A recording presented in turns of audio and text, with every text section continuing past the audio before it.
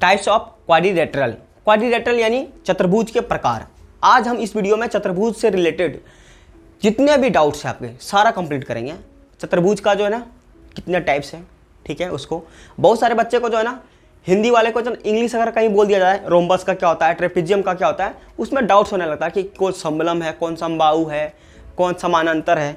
ये सब में जो है ना बहुत ज़्यादा ही डाउट्स होता है। चाहे इंग्लिश मीडियम वाला हो हिंदी में कभी बोल दिया जाए, या हिंदी वाला हो इंग्लिश में बोल देते हैं, तो अक्सर हो ही जाता है सभी को डाउट्स, ठीक है। यही डाउट्स को क्लियर करेंगे हम इस वीडियो में, और इसका फॉर्मूला भी देखेंगे। ये क्लास 8 के लिए बहुत ही ज़्यादा इंपॉर्टेंट है, ठीक है।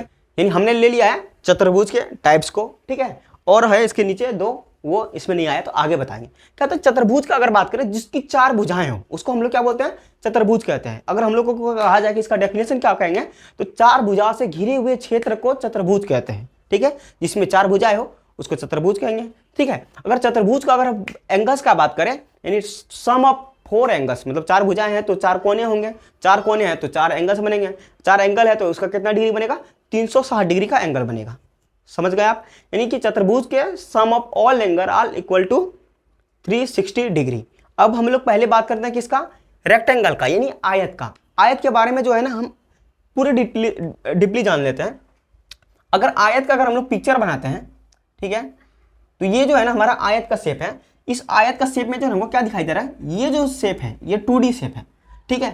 2D में ये हमारा क्या दिखाई दे रहा है, ये B फॉर ब्रेथ, ठीक है। ये हमारा क्या है, लेंथ है, L for length.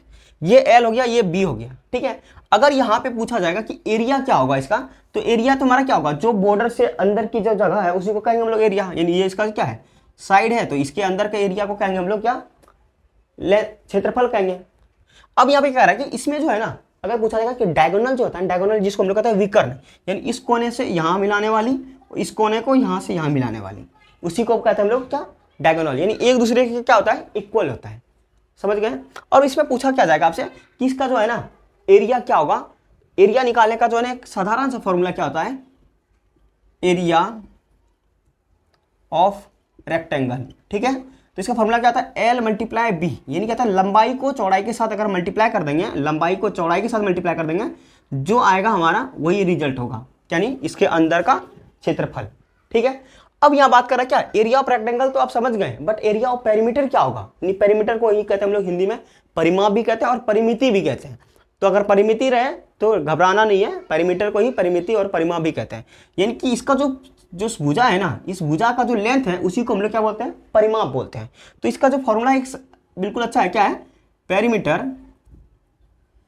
Perimeter of rectangle equal to क्या हो जाएगा, यानी क्या हो जाएगा 2 इंटू L प्लस B। यानी क्या था कि 2 को जो है ना लंबाई और 2 को चौड़ाई, यानी क्या था देखिए यहाँ पे एक L है, यहाँ पर भी एक L होगा, यानी ये लेंथ है तो ये भी लेंथ होगा, ये ब्रेथ है तो ये भी ब्रेथ होगा, यानी सभी क्या है, 2 है ना, इसीलिए 2 को कॉमन रख लिया और L और B को प्लस कर दिया। ये क्या हो गया, L प्लस B इंटू में 2, ये हमारा निकल जाएगा क्या, perimeter of rectangle. I hope आप रेक्टेंगल को समझ गए होंगे। रेक्टेंगल से जो भी बातें से जुड़ी वो सारे हमने आपको यहाँ पे बता दिया है। अब हम लोग बात करेंगे किसका, स्क्वायर का। स्क्वायर जिसकी वो क्या होती है, स्क्वायर की चारों भुजाएं आपस में बराबर होती है, यानी कि वैसा शेप जिसकी चारों भुजाएं आपस में बराबर हो, ठीक है। चलिए हम लोग देखते हैं उसका शेप कैसा होता है।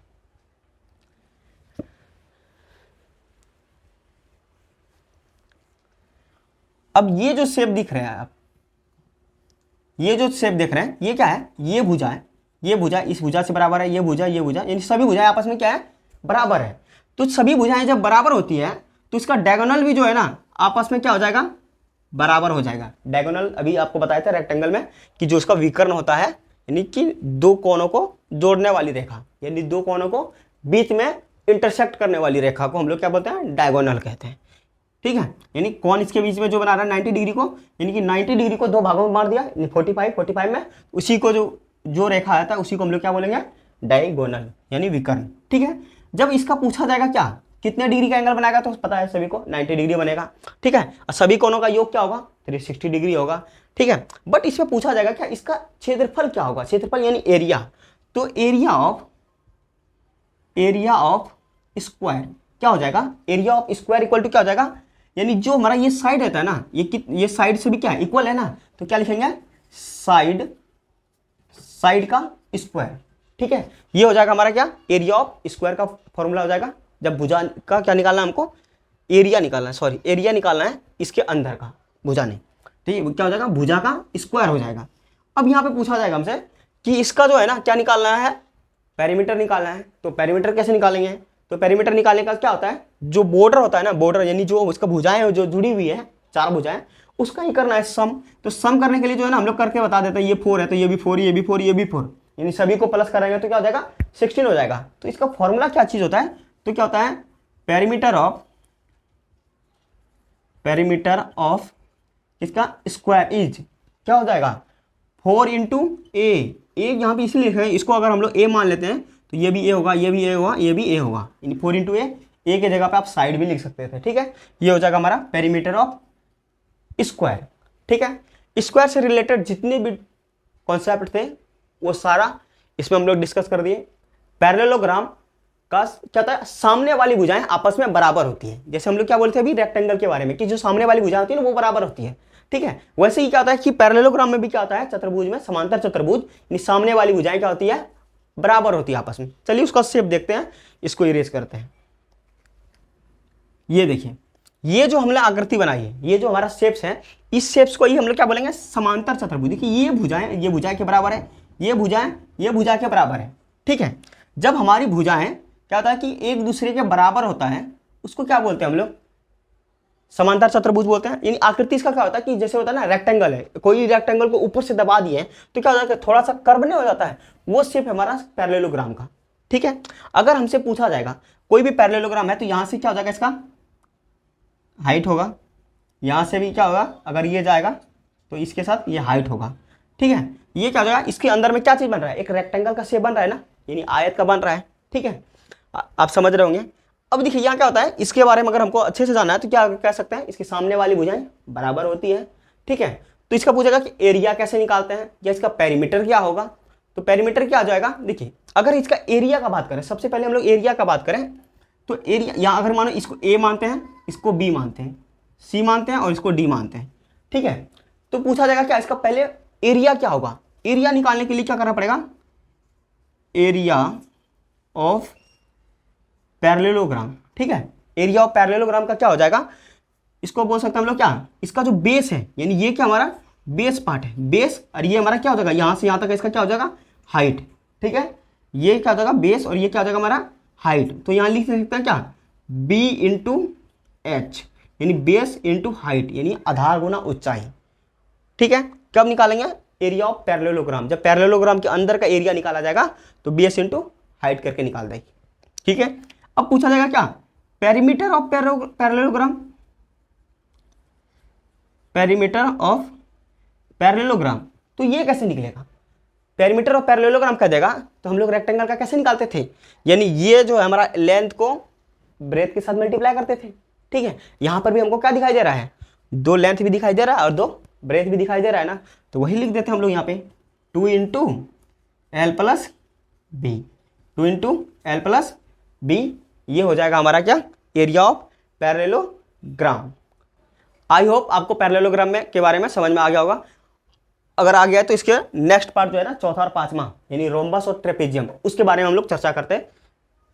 चलो इरेज कर, तो चलो अब बात करते हैं हम लोग किसका, जो रह गया था रोम्बस और ट्रेपेजियम।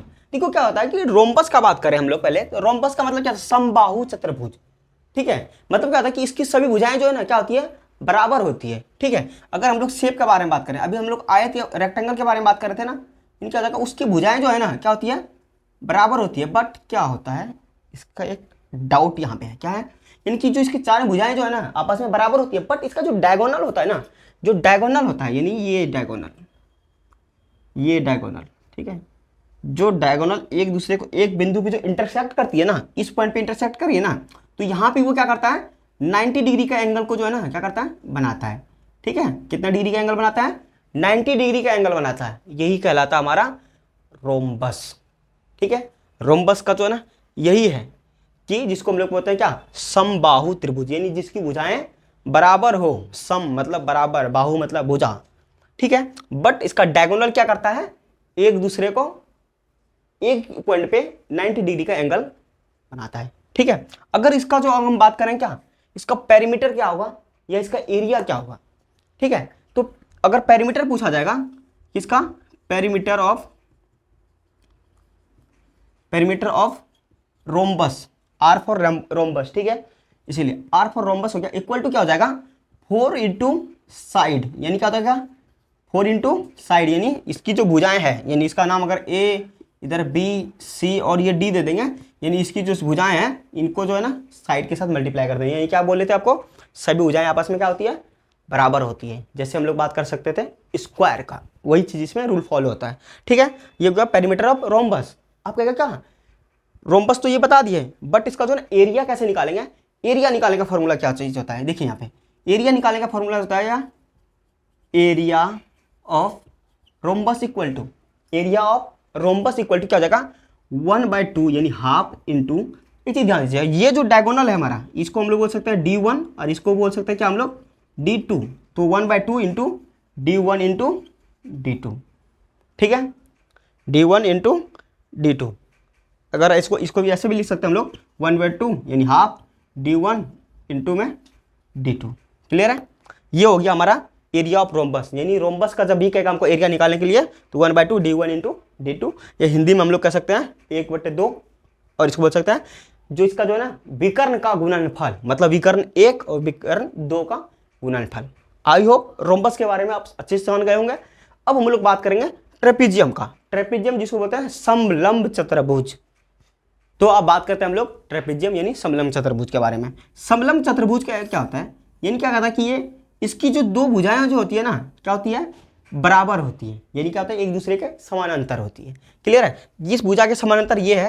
ठीक है, अगर इसका आकृति हम लोग थोड़ा ऐसे बना दिया जाए, ऐसे बना दिया जाए, ठीक है, तो ये क्या हो जाएगा, यानी ये जो लाइन है इस लाइन के क्या है, समानांतर है। क्लियर है, अब देखिए यहाँ क्या करा कि जब ये लाइन एक दूसरे के समानांतर है तो यहाँ पे इसका जो एरिया जो निकलेगा ना, तो ये देखिए आपको यहाँ क्या दिखाई दे रहा है, ये क्या होता है इसका हाइट हो जाएगा।